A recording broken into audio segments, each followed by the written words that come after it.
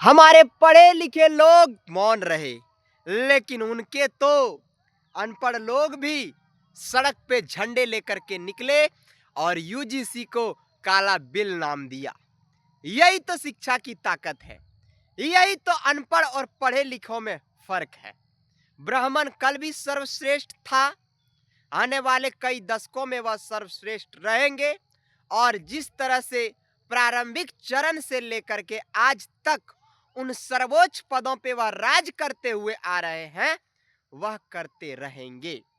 मैं यह बात इसलिए कहा क्योंकि हम लोगों में शिक्षा की कमी है। स्वर्ण समाज की बात यदि करें तो स्वर्ण समाज के लोगों ने शिक्षा को कभी नहीं छोड़ा। वह आधा पेट खाया लेकिन पढ़ा। वह आधे गंदे कपड़े पहने लेकिन अपने बच्चों को पढ़ाने का काम किया। वह कितनों भी कर्जे में क्यों ना थे, लेकिन फिर भी वह कॉलेज और यूनिवर्सिटी जाना प्रारंभ किया, क्योंकि उन्होंने शिक्षा का दामन थामा। तब जाकर के सुप्रीम कोर्ट में उनका राज है, हाई कोर्ट में उनका राज है, यूनिवर्सिटी में उनका राज है। तब जाकर के वह मुख्य मैन जो पद है उस पे पदस्थापित है। हम लोग कितनों भी लड़ झगड़ के कानून बना लें, कितनों भी आंदोलन करके कानून बना लें, लेकिन पारित तो वही लोग करेंगे ना। और कभी नहीं चाहेगा कि हमारा धंधा पानी बंद हो। हमारे आने वाले पीढ़ी इन लोगों के साथ बैठे उठे। लेकिन धन्य हो इस भारत माता की उन सपूत को, बाबा साहब भीमराव अंबेडकर को, जिसने हम तमाम लोगों को एक कुर्सी पे बैठने का अधिकार दिया।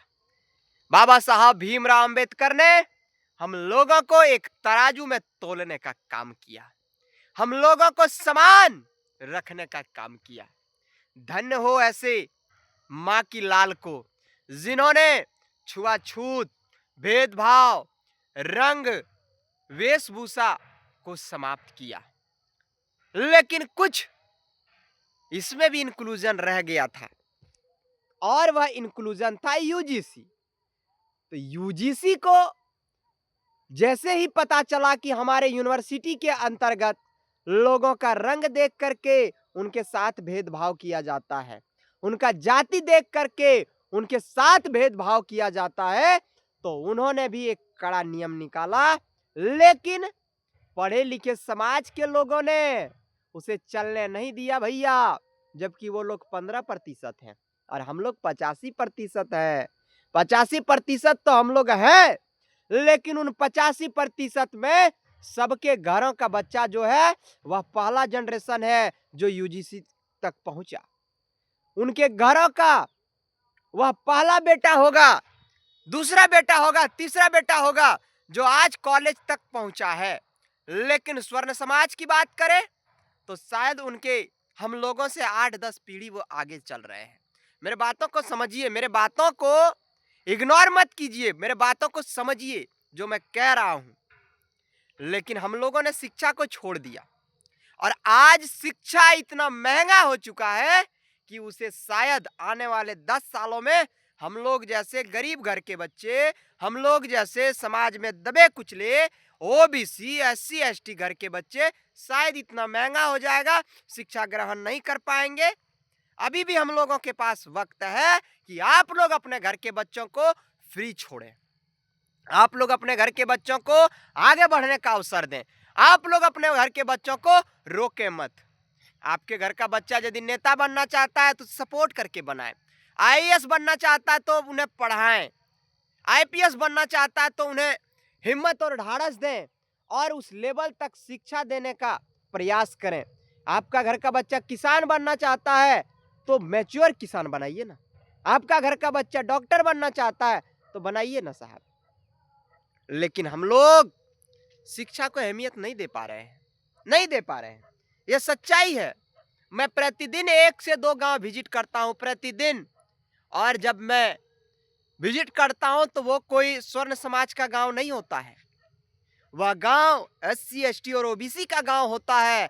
और जब मैं उस गांव में घुसता हूं और बच्चों से पूछता हूं कि बाबू रे यूजीसी के बारे में तुम क्या जानते हो, तो सीधे कहता हमरा नहीं पता छू। तो कैसे लड़ेंगे हम लोग लड़ाई, कैसे जीत पाएंगे यह लड़ाई? ऐ मेरे स्वर्ण समाज, ऐ मेरे बहुजन समाज के लोगों बताओ। स्वर्ण समाज तो जीत चुके हैं, लेकिन हम लोगों का लड़ाई का भी आगाज है। यहां लगता है जब 20 साल 22 साल 18 साल का लड़कों से पूछ देता हूं कि रे यूजीसी के बारे में कुछ जानते हो तो बताओ, नहीं बता पाता है, कलेजा छल्ली हो जाता है। फिर लगता है कि प्रभु मैं कहां पहुंच गया, हमारा समाज कहां जा रहा है।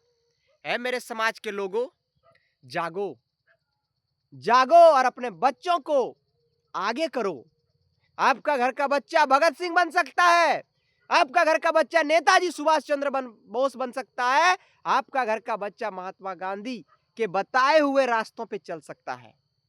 आपका बच्चा झंडा ढोने के लिए नहीं पैदा हुआ है, आपका बच्चा किसी पार्टी का झंडा ढोने के लिए पैदा नहीं हुआ है। आपका बच्चा सीधा सरकार से सवाल करने के लिए पैदा हुआ है, और उसे उस लायक बनाइए, तब जाकर के बदलेगा हम लोगों का यह समाज, अन्यथा कभी नहीं बदल सकता है। किसी हाल में हम लोगों का समाज नहीं बदल सकता है। आगे आप लोगों की मर्जी कि आप लोगों को करना क्या है। विचार आप लोग कमेंट बॉक्स में जरूर साझा करें।